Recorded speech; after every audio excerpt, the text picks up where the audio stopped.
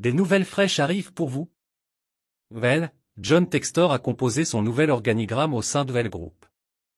Mais avant que je partage cette nouvelle avec vous, abonnez-vous à ma chaîne pour ne manquer aucune actualité de première main sur l'Olympique Lyonnais. Devenu actionnaire majoritaire de l'Olympique Lyonnais, John Textor a pris sa première décision d'envergure en composant le nouvel organigramme du conseil d'administration d'OL Group. Tony Parker, légende du basketball français et partenaire de Jean-Michel Aulas, n'y figure plus. C'est désormais officiel, John Textor a majoritairement pris le contrôle économique de l'Olympique Lyonnais à travers sa société Eagle Football, qui comptait notamment une petite partie du club anglais de Crystal Palace et la majeure partie du club brésilien de Botafogo dans ses rangs. Maintenant qu'il possède le pouvoir économique, l'homme d'affaires américain âgé de 57 ans a choisi de nommer à ses côtés quelques nouvelles têtes pour assurer la structuration d'OL Group, holding économique coté en bourse.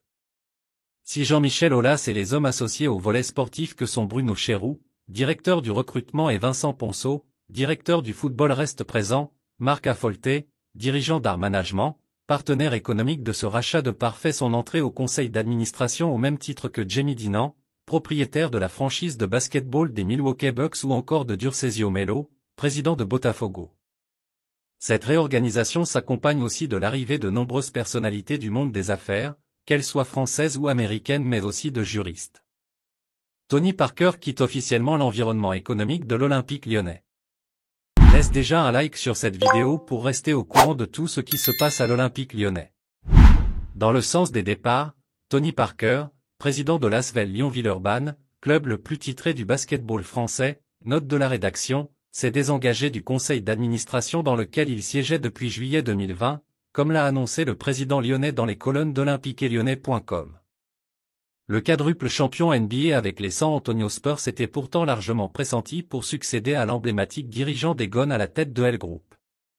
Cela ne devrait donc pas se réaliser. Et puis, fan, quelle est ton opinion sur cette nouvelle? Laissez votre commentaire ci-dessous car votre avis est très important pour les Gones. Avez-vous aimé le contenu? Laissez votre like et abonnez-vous à ma chaîne.